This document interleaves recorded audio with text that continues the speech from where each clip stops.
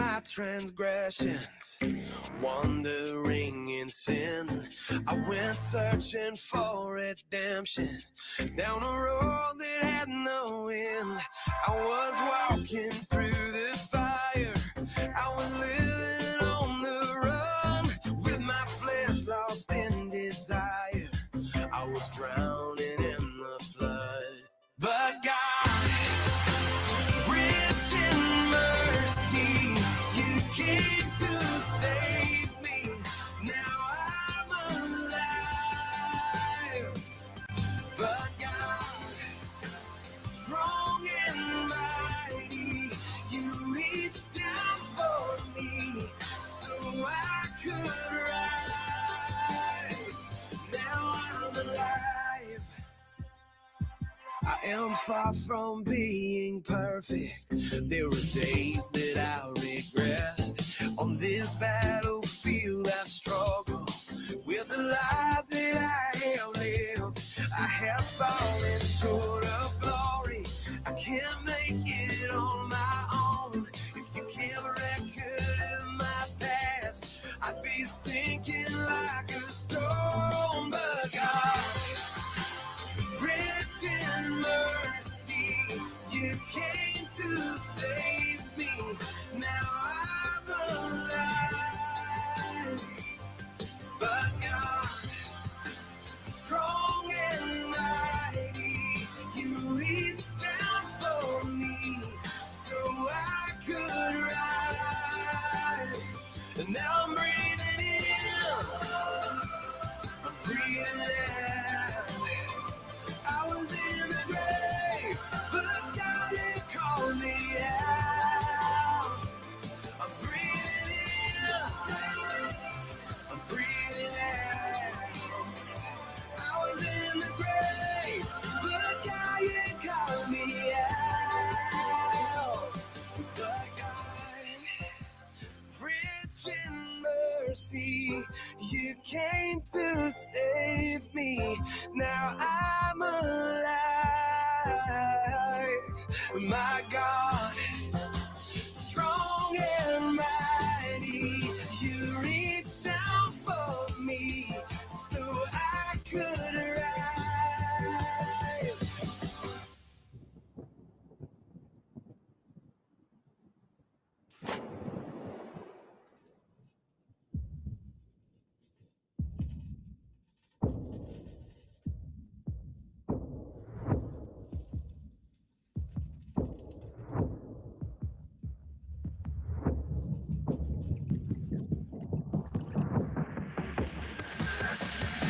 Now I'm breathing in, I'm breathing out.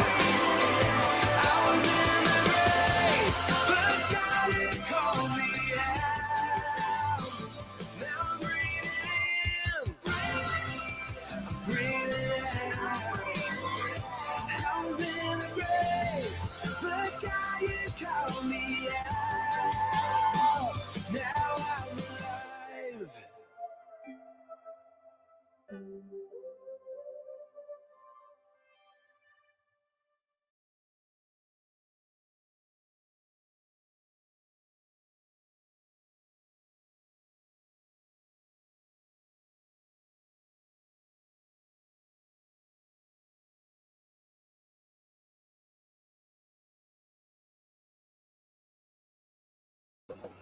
All right, we're going to review this video, and hopefully somebody will come who wants to talk about this subject.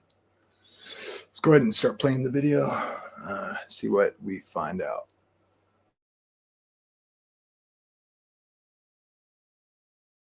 Is from Evan.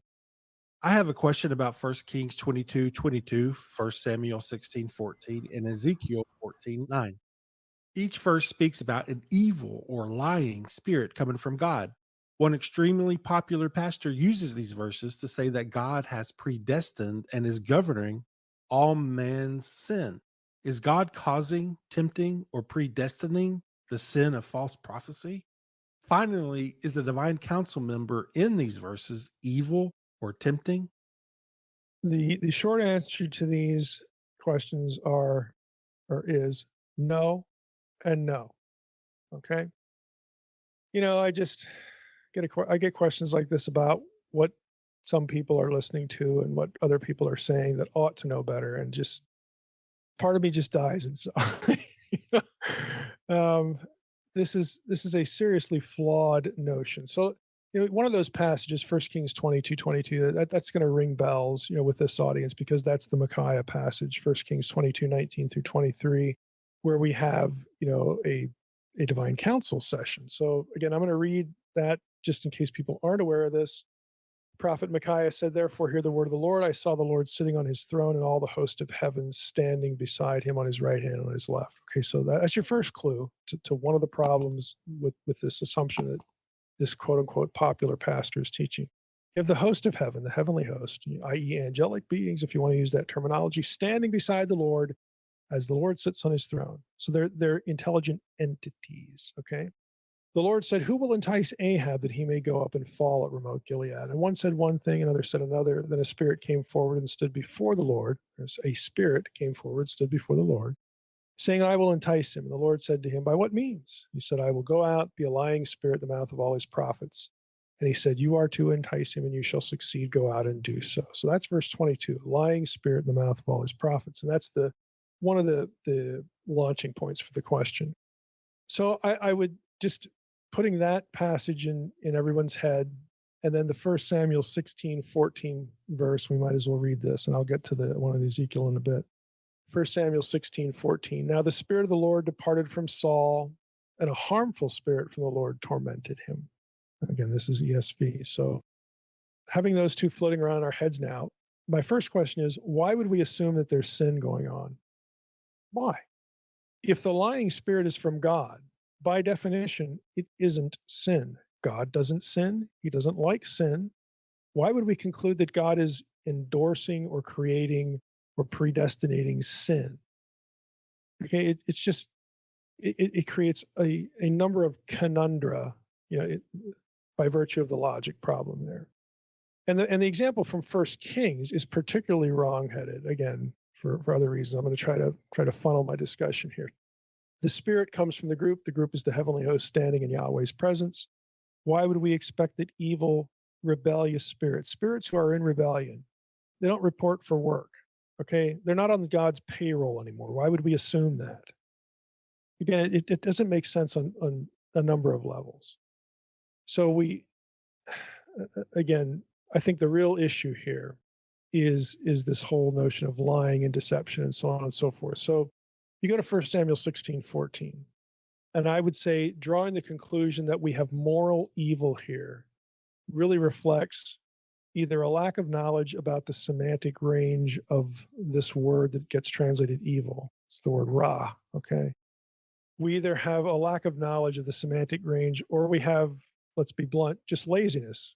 You never looked it up, okay? This word does not need to indicate moral evil. Okay, ra can mean other things besides moral evil, i.e., sin. Let me just go through a few examples. Genesis 37:2. Okay, I mean, I can just sit here and do a quick search. I mean, this doesn't take a whole lot of effort here. This is Genesis 37:2. These are the generations of Jacob. Joseph, being 17 years old, was pasturing the flock with his brothers. He was a boy with the sons of Bilhah and Zilpah, his father's wives. And Joseph brought a bad report of them to their father. Okay, he brought a bad report. Did Joseph sin when he reported to his father? Is there moral evil in the report? I mean, is there something about the report that is evil? The uttering of the report. Now you could say, well, the content's evil because the sons are just, they're not doing their job or whatever. Yeah, we know that. That's the content of the report. But what I'm asking is the report itself, is it morally evil? Does it have something to do with sin? No. Okay, you keep going in Genesis 37, verse 20, the word shows up again. Come now, this is the brothers plotting against Joseph. Come now, let us kill him and throw him into one of the pits. Then we will say that a fierce animal, a ra animal, has devoured him. What, is the animal sinful? Is the animal guilty of moral evil, doing what animals do? How about verse 33? Again, we keep going in the same chapter. This is when they hand the cloak with blood on it to Jacob. He identified it and said, "It is my son's robe. A fierce animal has devoured him." A Ra animal. Again, is the animal sinning? I'm hoping you see the point here. This is a little ridiculous, but let's keep going. Genesis 41. Okay, Genesis 41, 33. This is Joseph with interpreting Pharaoh's dream. Okay. Now therefore let Pharaoh select a discerning and wise man and set him over the land of Egypt. That's verse 33. And here's verse 34. Let Pharaoh proceed to appoint overseers over the land and take 1/5 of the produce of the land of Egypt during the 7 plentiful years. And let them gather all the food of those good years that are coming and store up grain under the authority of Pharaoh for the food in the cities. That food shall be a reserve for the land against the 7 years of famine that are to occur in the land, so that the people aren't going to perish. Now, can anybody guess where Ra occurs? I mean, we didn't come across anything that sounded like moral evil. Okay, but we actually have a reference to what? We have famine and years of plenty. Where does that come from?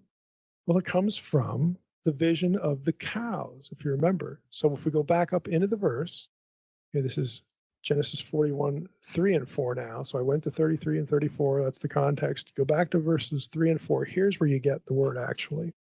Behold, 7 other cows, ugly and thin, came up out of the Nile after them and stood by the other cows on the bank of the Nile. And the ugly, thin cows ate up the 7 attractive plump cows. The word ugly is Ra. So should we say, behold, 7 other cows who were sinful and thin came up out of the Nile after them. And those sinful, thin cows ate up the other ones. Again, you could go on and on with these kind of examples. I'll do one more, Leviticus 26:6. 26:6. I will give you peace in the land, and you shall lie down, and none shall make you afraid. And I will remove the harmful beasts from the land. I will remove the Ra beasts from the land.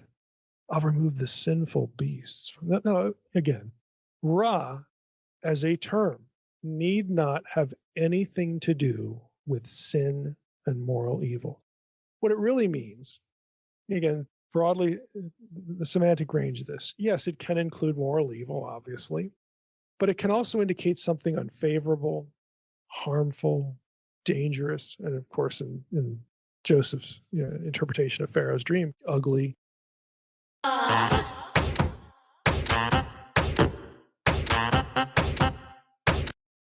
Boy, these cows just don't look good. Okay, they're stricken by famine. They look awful. I need premium. So back. Ra can mean those neutral things. Now, if we go back to 1 Samuel 16:14, where the Spirit of the Lord departs from Saul, and a harmful spirit from the Lord tormented him. That's actually a good translation. There's something about this spirit, and it could go either way. It could be an entity, because 1 Kings 22, we have entities there, or it could just be God afflicting Saul internally, psychologically, Saul's own spirit. Okay, something like that. It could go either way. Commentators, you can look this up in virtually any commentator, the commentary that's serious, that engages the text, and you'll get this discussion. But the whole idea is that either God is sending a spirit to trouble Saul, to make him uncomfortable, maybe harm him psychologically, make him a wreck, make him anxious, irritable, or again, it could be that it's a reference to Saul's internal disposition at all. It doesn't have to have anything to do with moral evil.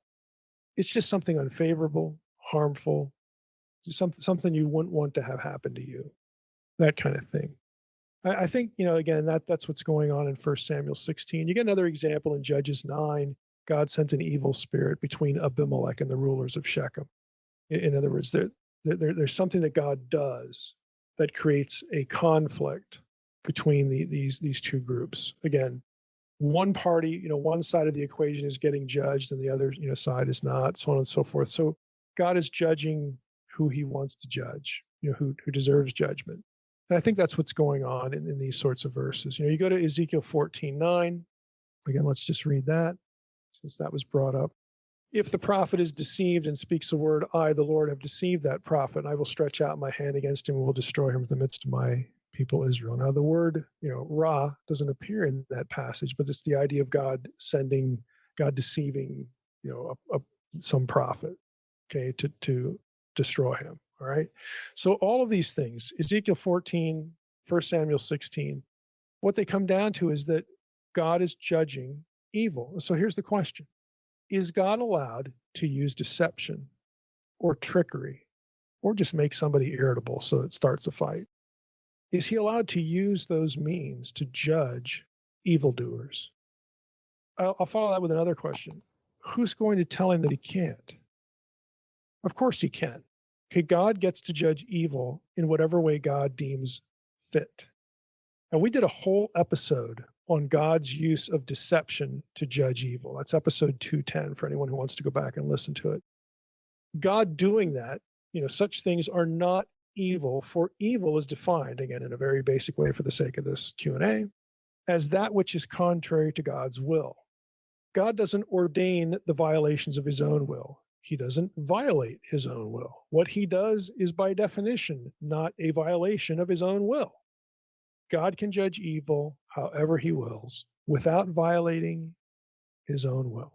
Right? That's what it comes down to. Judging evil as well is consistent with God's moral character. So I think what's tripping up the discussion here is this talk about, deception and God doing something. I got news for you. At the end of the road, at the end of the day, God is going to deny eternal life to the wicked. So God's means of judging the wicked, short of their eternal destiny, God can do what he wants to judge evil. And he does. Again, you go back and listen to episode 210, you'll get other examples of God using these sorts of means.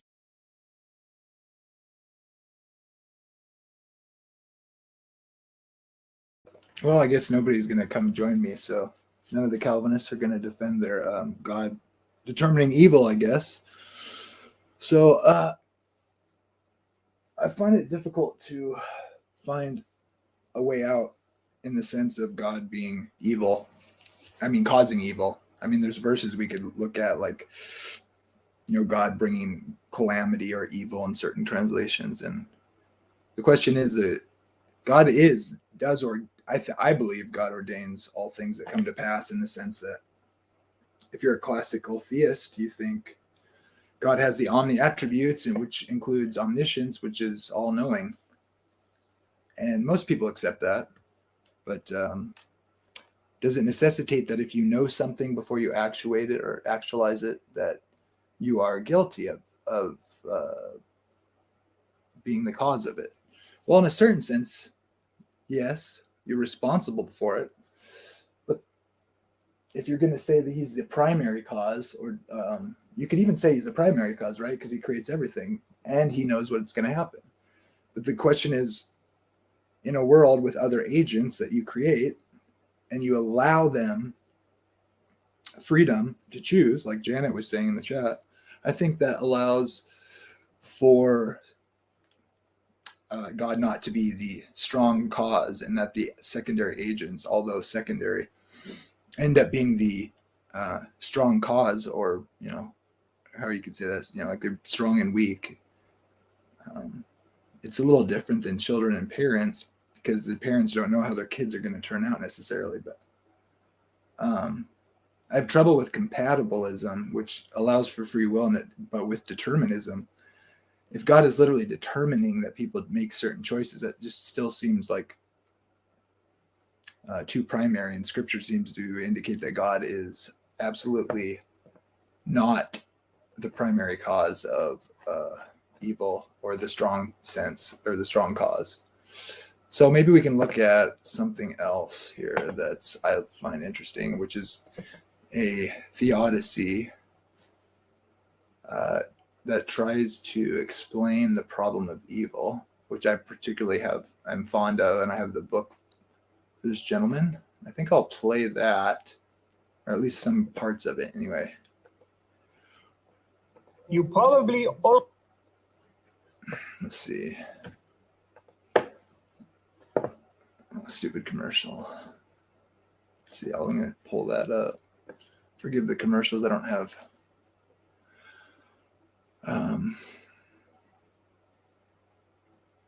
Let's see, what's that?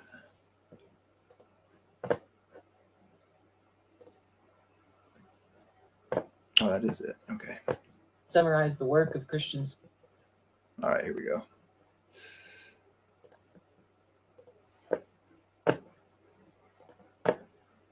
Scholars through animated videos and also interviews with the scholars themselves.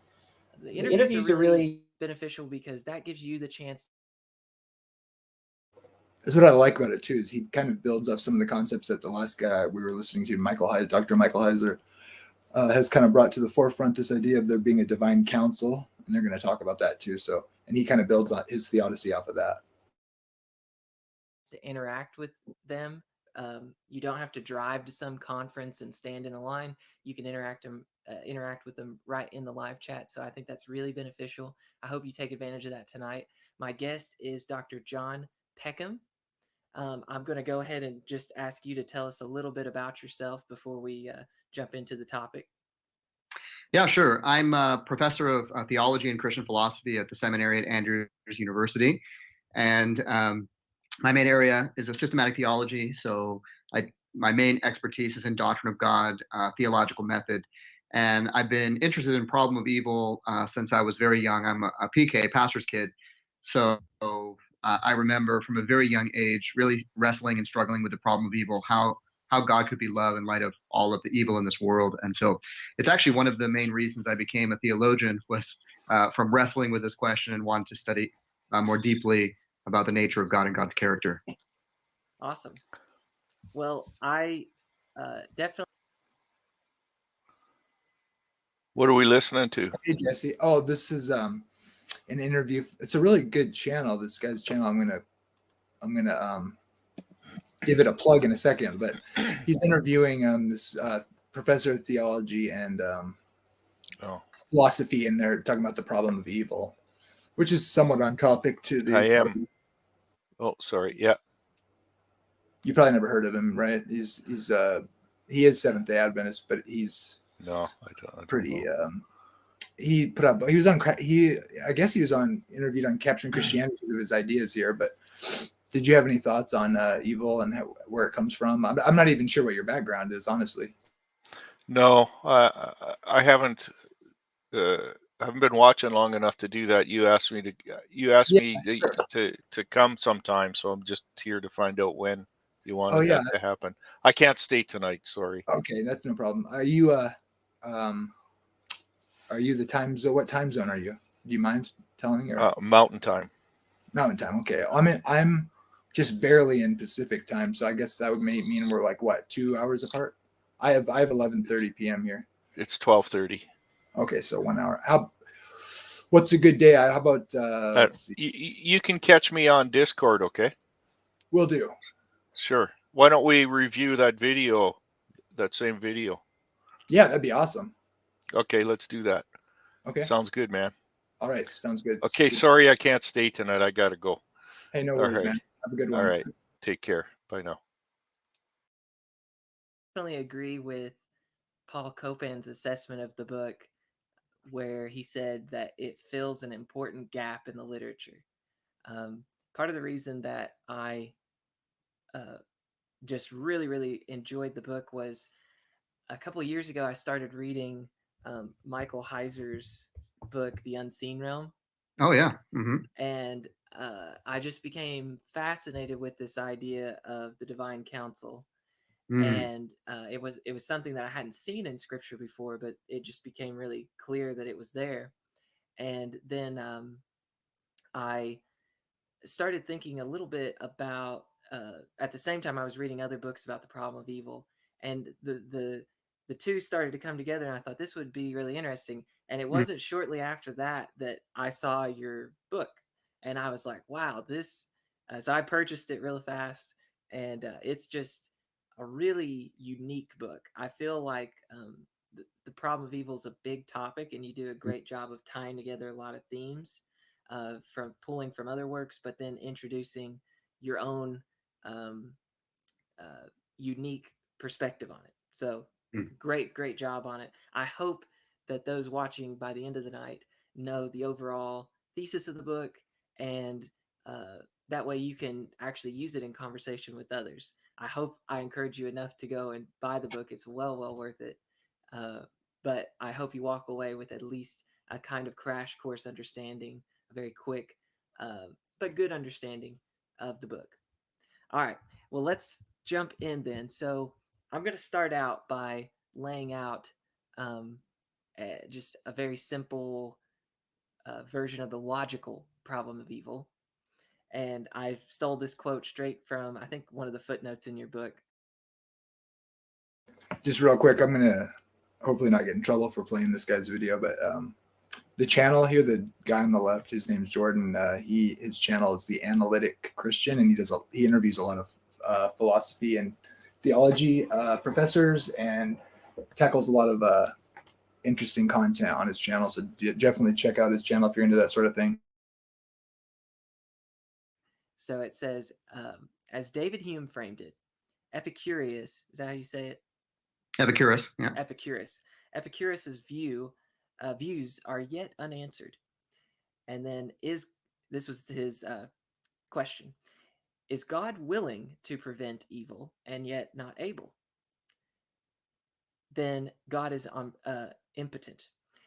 If God is able and not willing, then he is malevolent. If God is both able and willing, whence then is evil? So that's the logical problem.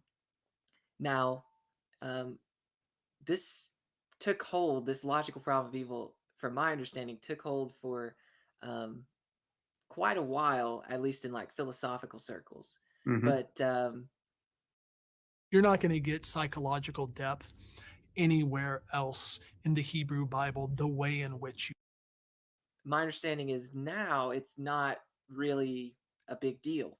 So what happened? Yeah, it was a very dominant argument used by atheists and agnostic philosophers as an argument against the existence of God, right? The God of theism, at least, who is omnipotent, meaning all powerful, omniscient, all knowing, omnibenevolent, entirely good. And the argument just is, if God is all three of those things, there shouldn't be any evil in the world, because God would have enough power to prevent any evil. He would, of course, know about any evil that would occur, and he would want to prevent any evil. So if he's all powerful, he could prevent those things. Any kind of evil, he could prevent it, being all powerful. And so the argument was, therefore, God doesn't exist, or at least it's extremely unlikely that God exists. And what really shifted the conversation recently is, a number of decades ago, Alvin Plantinga articulated what he calls the free will defense, which even many atheist philosophers have recognized actually resolves the logical problem of evil. Now, that's not to say that they think the problem of evil itself is entirely resolved, but that it resolves the logical problem of evil. Plantinga wasn't the first one to articulate a free will argument with regard to evil, but he articulated it so robustly in such a very strong philosophical form that it has really carried the day, so that most philosophical discussion has moved on from the logical problem of evil to something called the evidential or the probabilistic problem of evil, which, instead of saying if there's evil in the world, an omnipotent, omniscient, omnibenevolent God doesn't exist, they say instead, well, it's logically possible that God could exist given that there's evil in the world, but it's improbable or highly unlikely that God exists given the kind and amount of evil in the world. So the discussion has shifted largely with regard, because of Plantinga's free will defense. Perfect. And would you say that that his little book, God, Freedom, and Evil, is a good for somebody that wants to look at that in more depth? Just pick up God, Freedom, and Evil. I would say that, yeah. He articulates it first, I think, in The Nature of Necessity, but then God, Freedom, and Evil, published by Erdmans, is a shorter book. It's quite readable. I mean, it's philosophical, of course, but it's quite readable for somebody who wants to engage the arguments. And he not only lays out the free will defense, but he responds to many objections to it in a way that I think is brilliant. So I really appreciate his work. Perfect. Yeah, and that it seemed to me that the free will defense is extremely valuable for this reason. It handles the logical problem of evil so well. And I like that in your book, you build upon that foundation. Mhm. So I that was another thing that was very intriguing to me about your book, was you're expanding upon and going in like a new direction, but your foundation was this free will defense. So Mhm. My name is Mariam. This is how I found the truth. What brief Man, I forgot how beautiful it was to have premium YouTube without ads. Wow. and you, I mean, you kind of touched on it, but if you had to summarize Plantinga's argument to deal with the logical problem of evil, what would you say? Yeah. So the simplest way to think of it is Plantinga just says you could add another premise to the argument. The argument typically goes, if God is omnipotent and omniscient, omnibenevolent, and there's evil in the world, those four premises don't fit together. One of them should be false, right? But Plantinga says, no, it might be the case that there's another premise, and that premise is that God has granted creatures a kind of freedom that he calls significant freedom, which is freedom with regard to moral choices. And if it's the case that a world that includes creatures with significant freedom is, all other things being equal, more valuable than a world that doesn't have that kind of freedom, and that would be a good reason for granting that kind of freedom. And if God grants that kind of freedom, then it's not strictly up to God whether creatures exercise that freedom to actually bring evil into the world. So, in a nutshell, the free will defense suggests that it might be that creatures are granted this kind of free will by God. God has good reasons for granting that kind of free will, such that creatures can do otherwise than God actually wants them to do, meaning God that the creatures can do evil. And sadly, tragically, creatures have exercised that freedom to do evil, but it doesn't count against God's goodness, doesn't count against God's omnipotence, doesn't count against God's omniscience, as long as he has good reasons for granting that freedom. Perfect. I think that's very well articulated.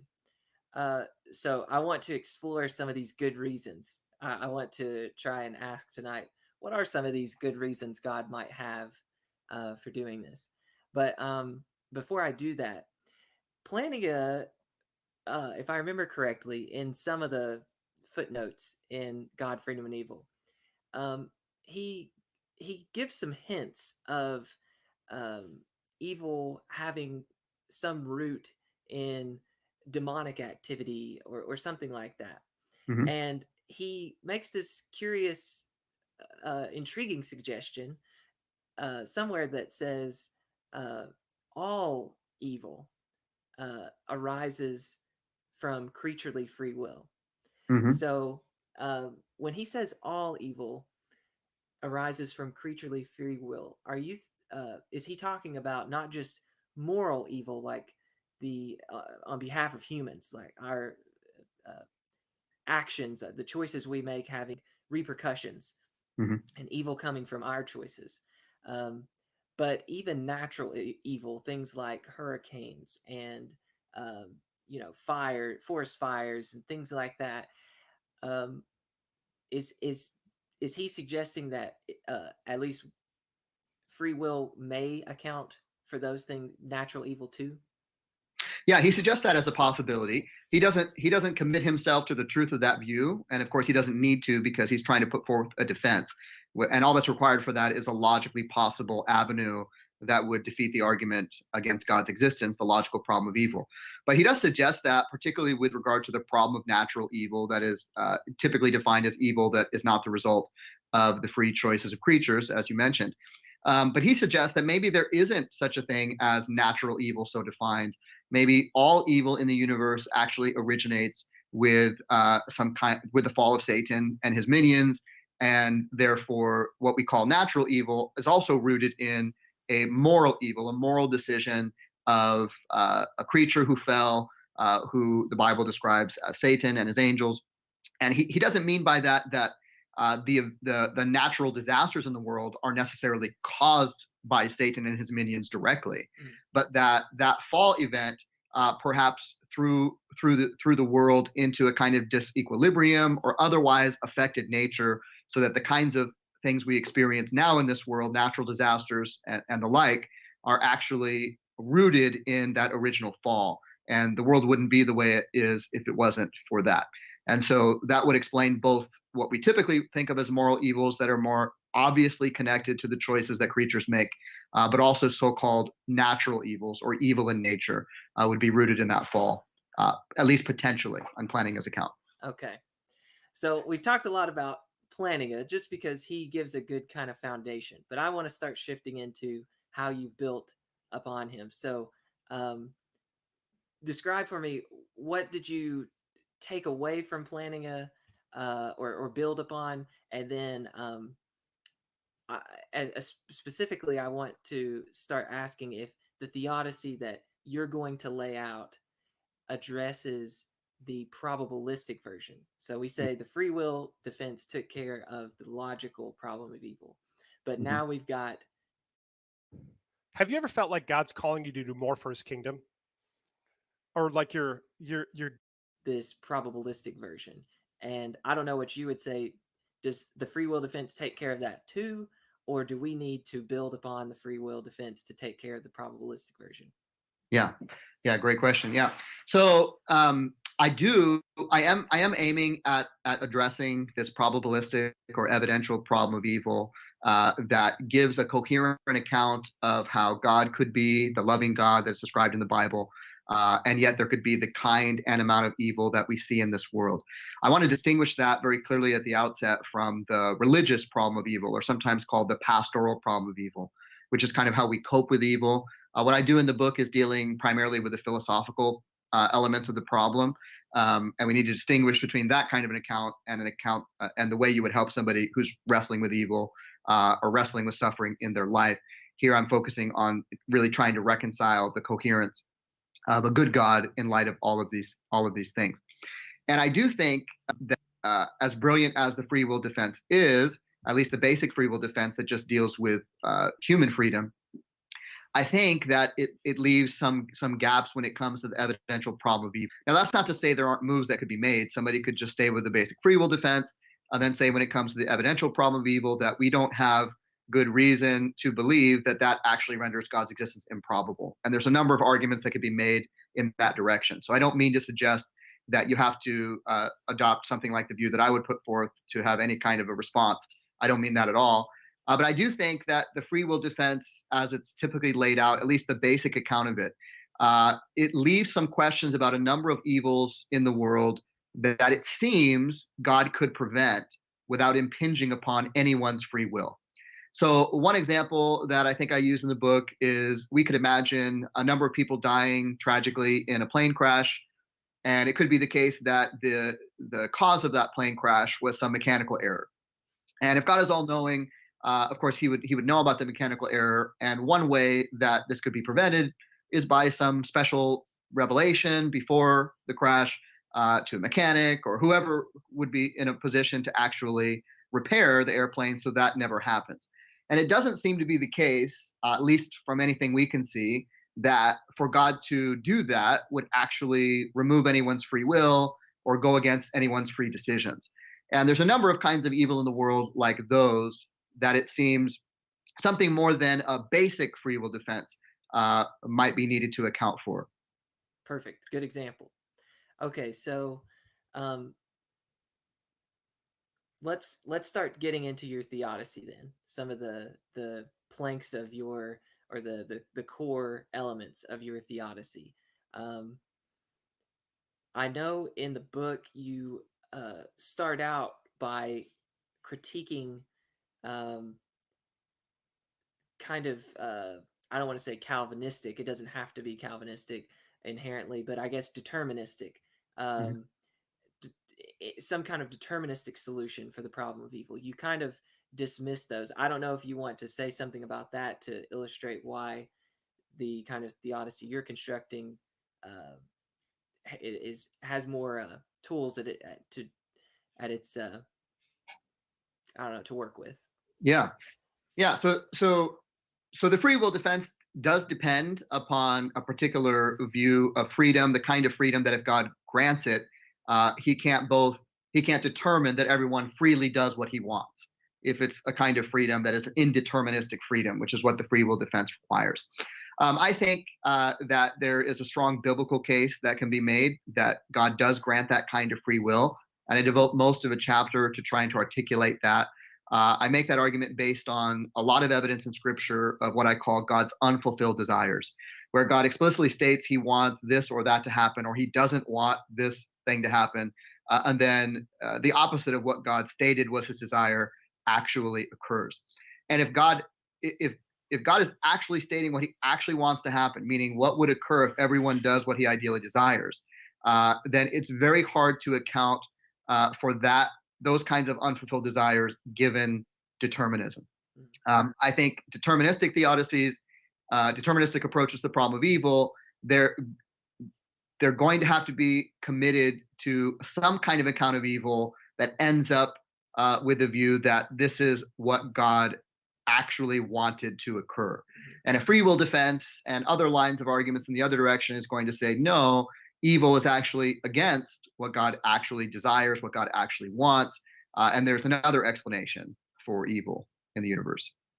Okay, this is a good segue. So we're talking about what God wants, his will. And I will maybe you can help me remember. I would like to mention something at the end. I don't think it's necessary to stop right now and expand on it. But I thought that argument you gave from God's unfulfilled desires, biblical. One of these so-called healthy foods actually drains a guy's T levels, which is his number one muscle-building, fat-burning hormone. So is it eggs, flaxseed, milk, bananas? Biblically based argument was fantastic. I had never seen one like that. And I thought this is very good way to argue for libertarian freedom on biblical grounds, not just philosophical grounds. And in addition to that, you gave this very, very sharp, powerful critique of the kind of appeal that frequently Calvinists or deterministic breed of Calvinists affirm that hell is necessary for God's love and perfect justice to be completely manifested. Yes. And your critique of that, I'd like to just return to that at the end, because I think those watching would really benefit from hearing that. But you can tell me if you think I'm wrong, but I don't think it's necessary to stop right here and expand on that. It's up to you. Either way, I can expand on it quickly if you want me to now. Real quickly. So just to say it, restate it.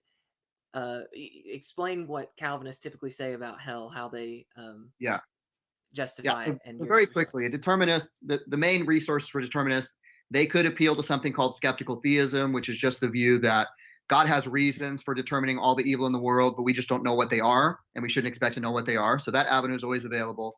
But many determinists appeal to something that's called the divine glory defense.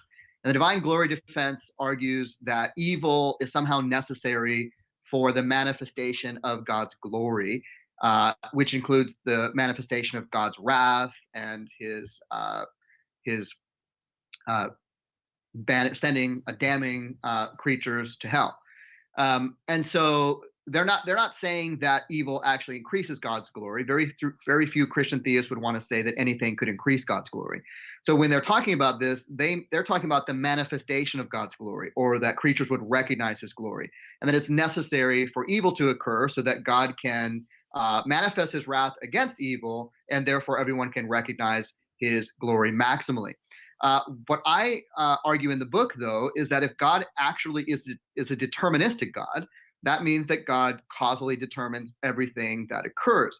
And if God causally determines everything that occurs, or at least could do so without losing anything, then he also could causally determine exactly what we think and exactly what we know, every single creature, which means there would be no need for an external manifestation of God's wrath or God's glory, because he could make every creature immediately maximally recognize his wrath and his glory without any evil in the first place. So aside from just struggling with how evil would bring God glory at all, I wrestle with that too. I just don't see how it makes sense on determinism, given that God could determine creatures to maximally recognize God's glory immediately. It's kind of a mouthful, but I think that's where my hang up is too. It's because if you're a determinist and you believe that God determines all things that come to pass, but you have a view that withholds a certain kind of free will, and that free will is called compatibilism, and it basically just says you will do that which you desire. And they'll even say, well, you could have done something else if you had different desires, but you only do what your greatest desire is, which is determined by God. So that's compatibilism, the idea that, yeah, you're free to do. There's different levels of freedom, right? So you're free to make your own choice and then act on it. And then there's libertarian free will, which he was saying the free will defense of, for the problem of evil. It's called libertarian free will, which is a little stronger, and that is that the decision is not determined from outside of the agent or the person. It's the ultimate cause of any decision is from the agent, and that's the end of it. And you can see William Lane Craig and James White's recent debate. William Lane Craig essentially laid that out, the libertarian free will defense. So in a deterministic idea is God determines everything, including your desires, because he sees it from the foundation of the world. And then they still call it free will because you're free to do that which you will. And you even could have done otherwise. That is, if you had a different desire based on your nature or your if things had been different, nothing was stopping you from doing something else, but you're only going to do what you desire or desire the most. So doesn't that, to me, that just feels like you're not really guilty because it's just your nature that you had no control over, or the way your genetics are and your predispositions. And there's got to be some kind of libertarian free will where otherwise I don't see any basis for justice, or what, because we could see the last day, the ones destroyed are, shaking their fists saying, of course I didn't believe, you didn't give me what I needed to be able to. So I struggle with that. Anyways, since no one's going to come, I guess, and join me, I guess I'm going to cover this read this verse that I've been just floored by. And everybody who reads it seems shocked to see it. And I think it's an interesting thing to consider. With the way the average churches seem to preach anymore, it seems that you wouldn't expect such a statement to be made by God in the Bible. So give me a second.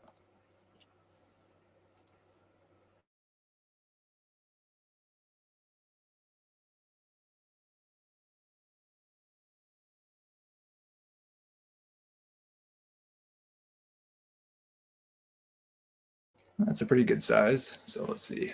I'm just going to read through this whole chapter. It's not very long. Okay. Now it shall come to pass when all these things come upon you, the blessing and the curse which I have set before you, and you call them to mind among all the nations where the Lord your God drives you. This is Deuteronomy 30, by the way. Almost sounds like he's intending for them to spread the knowledge of the true God to the whole nations, right? To all the nations of the world. And you return to the Lord your God and obey his voice, according to all that I command you today, you and your children with all your heart and with all your soul. You and your children with all your heart and with all your soul, that the Lord your God will bring you back from captivity and have compassion on you, and gather you again from all the nations where the Lord your God has scattered you. If any of you are driven out of the farthest parts under heaven, from there the Lord your God will gather you, and from there he will bring you. Then the Lord your God will bring you to the land which your fathers possessed, and you shall possess it. He will prosper you and multiply you more than your fathers, and the Lord your God will circumcise your heart and the heart of your descendants to love the Lord your God with all your heart and with all your soul, that you may live. And the Lord your God will put curses on your enemies and on those who hate you, who persecuted you. And you will again obey the voice of the Lord and do all his commandments, which I command you today.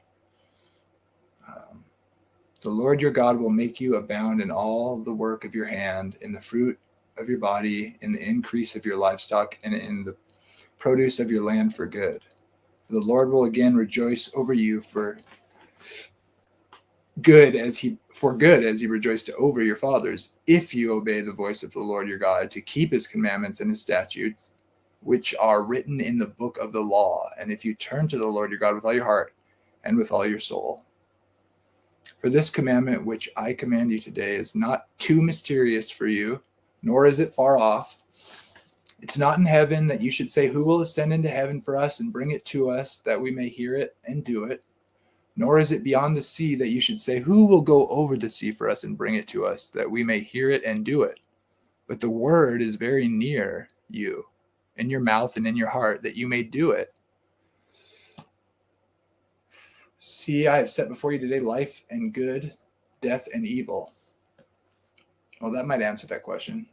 In that I command you today to love the Lord your God, to walk in his ways and to keep his commandments, his statutes, and his judgments, that you may live and multiply.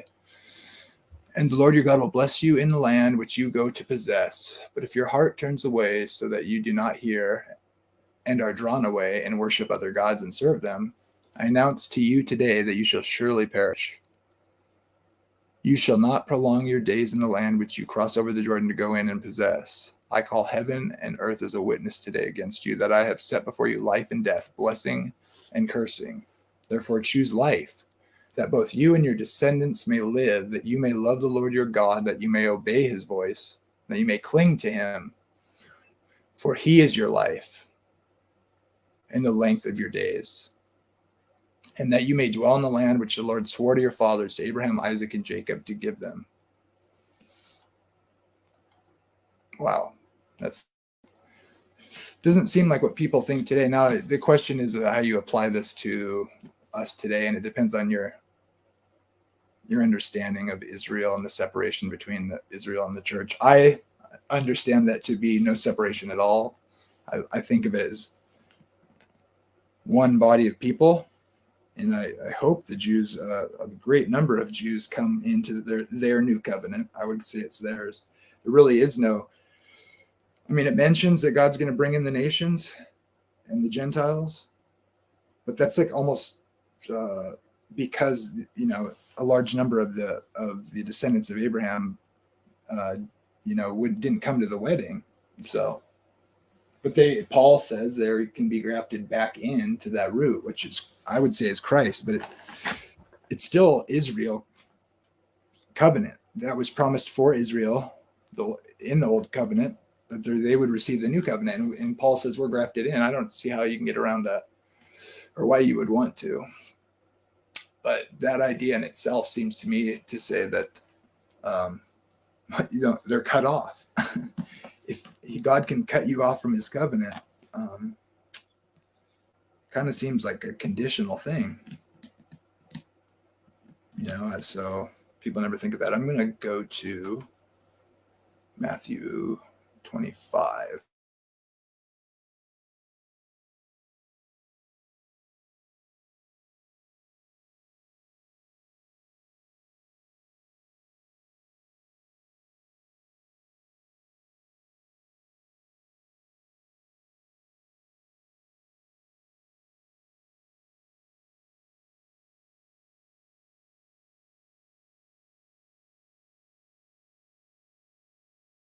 There really is no excuse for this, because, you know, you could, they have the slides option now. So if you were actually to plan ahead, you might actually be able to not have these pauses like I'm doing. I'll learn.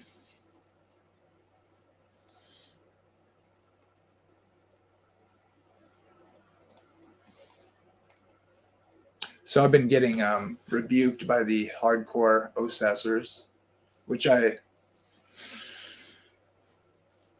I don't think they're not saved necessarily, or in particular think they aren't, but it just gets old arguing about it. I've argued it I've looked at it for years and years, and it's just like people have their view. So do I. No one's open. Everybody wants to be the pastor. So I don't know.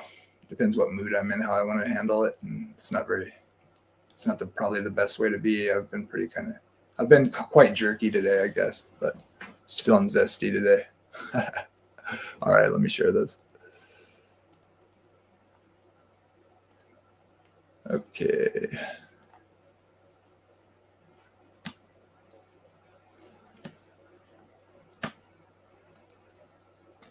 One of the points me and Nick went over this, and I really didn't feel like I got a good answer, to be honest.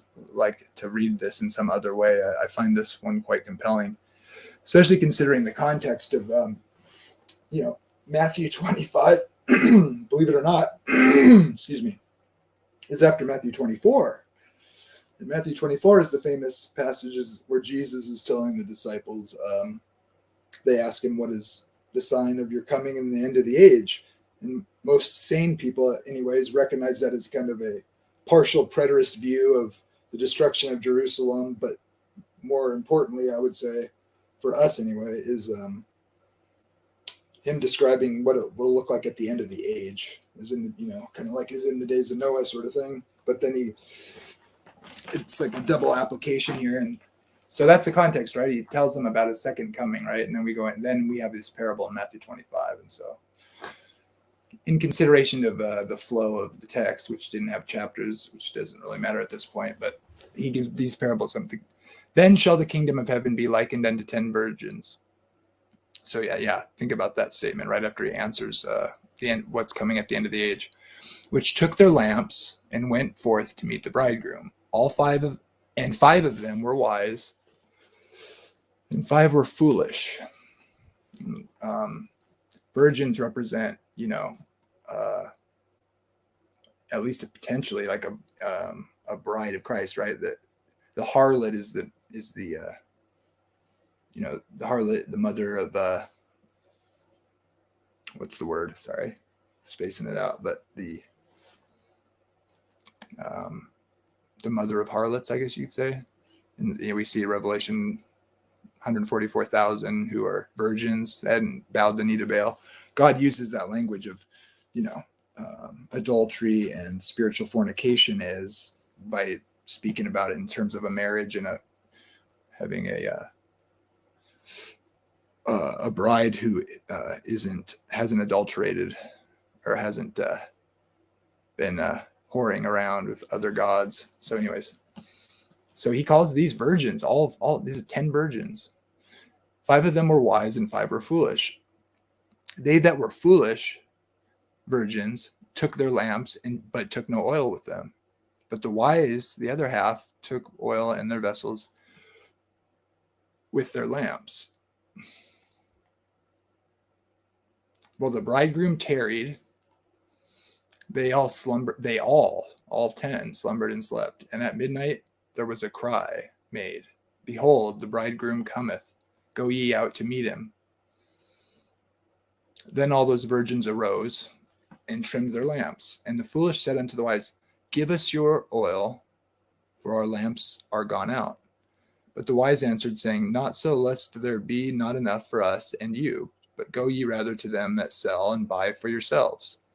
And while they went to buy, the bridegroom came, watch in the night, waiting for the bridegroom. Watch, because you don't know the day your master returns. And they that were ready went in with him to the marriage, and the door was shut.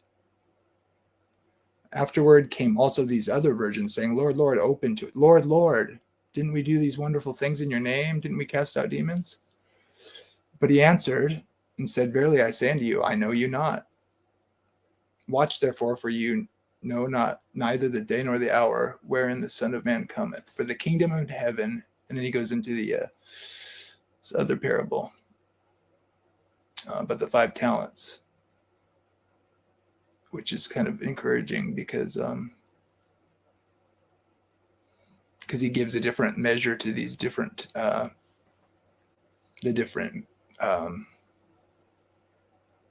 servants, and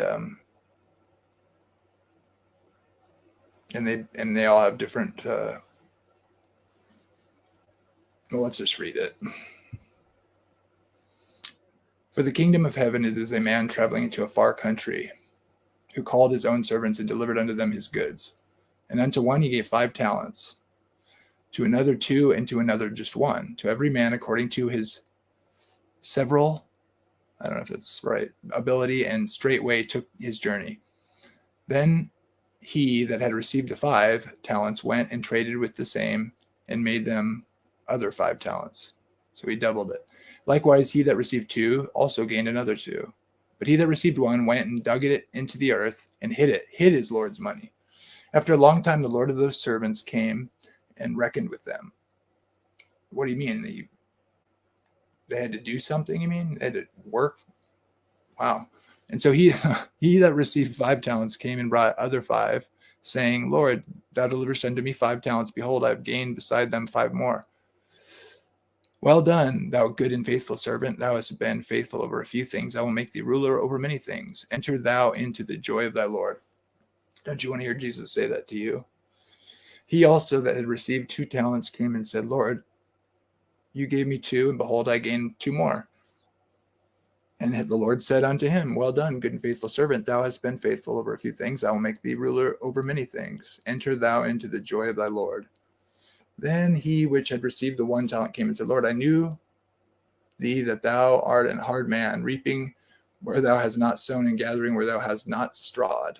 And I was afraid, and went and hid the talent in the earth. Lo, there thou hast, that is thine. That's King James right there. Lo, there thou hast, that is thine. His Lord answered and said unto him, Thou wicked and slothful servant, thou knewest that I reap where I sowed not, and gathered where I have not strawed. Thou oughtest therefore to have put my money to the exchangers, and then at my coming I should have received mine own with usury. Take therefore the talent from him, and give it unto him that hath 10 talents. Wow, that's frightening. For unto everyone shall be given, and he shall have abundance, but from him that hath not shall be taken away even that which he has. And cast the unprofitable servant into outer darkness, where there's weeping and gnashing of teeth. When the Son of Man shall come in his glory, and all the holy angels with him, the angels with him, not spirits of dead people, but anyway, then shall he sit upon the throne of his glory. And before him shall be gathered all nations, and he shall separate them one from another, as a shepherd divideth his sheep from the goats. He shall set the sheep on his right hand, but the goats on his left. And then to those on his right hand, Come ye blessed of my Father, inherit the kingdom prepared for you from the foundation of the world. For I was hungry, and you gave me meat. I was thirsty, I was a stranger, and you took me in. And that's when you did this to the least of these, you done it to me. And then he tells them on his left hand, Depart, ye cursed, into the everlasting fire, prepared for the devil and his angels. Wow. Because they didn't do what he said. You didn't feed the hungry, you didn't take me in, you didn't clothe me. Verily I say unto you, inasmuch as ye did it not to one of the least of these, ye did it not to me. And ye shall go away into everlasting punishment, but the righteous into life eternal. Scary stuff. I guess Jesus is a work salvationist. Because the ones that didn't do what he said, well, maybe weeping and gnashing of teeth and outer darkness is chastisement, right? No, I think it's fairly clear. It gives you the interpretation. The ones who get the door shut on them to the marriage supper of the Lamb, I would imagine something to do with the holy city. The door is locked, and they come saying, Lord, Lord, just like in Matthew 7. And he tells them the same thing. And then we see at the end of this chapter that what happens to these ones that are shut out? Everlasting punishment. They're punished forever, killed, and they remain dead for eternity. So, something to keep in mind. Guess no one's going to join me because I'm such a heretic. See, I guess I need to be more prepared if I'm going to do something else. else. But thanks for coming. I'm going to try to get better at this and be more prepared. But till next time, Happy New Year. God bless you.